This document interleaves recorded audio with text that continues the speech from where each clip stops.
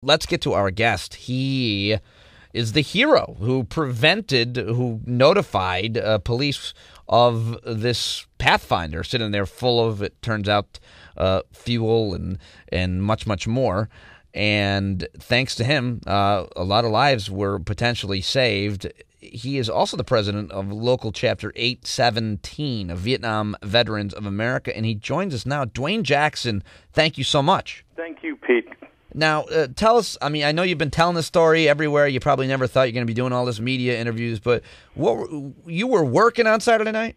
Yes, I've been on 45th and Broadway for several years. I probably walked past you 1,000 times, bro. Oh, really? Yeah. Really? Wow. Because and I've listened to your show. No. I'm a big XM guy. Are you really? And I want to say this before I get into my story. You bring a certain understanding of the issues on both sides of whatever it is, man, and that is so refreshing to me as a listening viewer, whatever you want to call it. And I really mean that. I am very flattered. When Jared said that you listen to the show, sometimes people are savvy and they just say it to be nice. No. I'm a political junkie kind of, but I've met Chris Matthews. I've met the people on Fox, and you want to hear something and get to some substantive ideas. So you're a vendor, yes? Okay, Mm-hmm. And what do you sell? I sell. My main thing is women's pocketbook and wallets and that type of thing, little sunglasses. I heard that you or other witnesses noticed smoke, and I said, you know what? It could have been, because I was playing this down yesterday. I said it could have been the smoke that comes out of the manholes, the streets someday. I mean, maybe you made a mistake. Maybe there was a mistake. Was that possible? Well, let me just go. Give it to you from the straight point of view. What happened is that the SUV was parked about 8 feet from me across the street in a no parking area, and their bus is turning there all day long.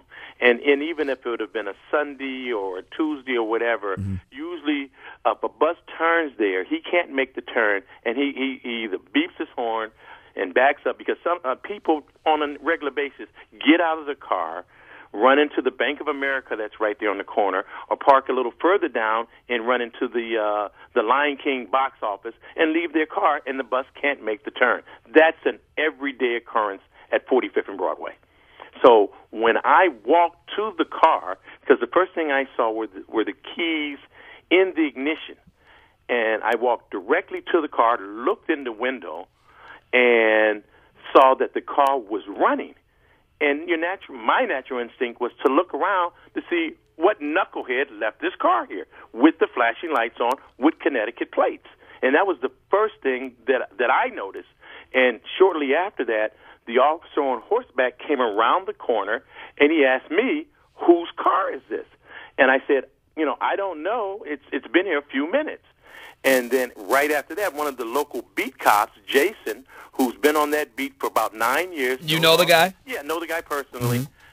He walks up to me and says, Duane, whose car is this? And I said, I don't know. So he immediately pulled out his flashlight, started looking inside the car from the driver's side. I'm looking inside the car from the passenger side, and we're like, what the hell's going on here? And at that point, there was no smoke whatsoever. And actually, 2 minutes or so right after that, the smoke started coming out from the back of the car, of the SUV. And the windows, it was, you have tinted windows, and it almost looked like there were black curtains up there or black paint, because you couldn't see anything into the back of the car. And the smoke came out. It wasn't dark smoke. It was kind of a gray smoke, and it was kind of like floating out, like, as I think back at it now, like maybe a fuse was lit or was a candle. It's that kind of wavy smoke. And we're still looking in the car. And actually, maybe 90 seconds after that, we heard and saw and smelled a little bang, bang, bang, bang, bang. And it was the sound of firecrackers going off, popping.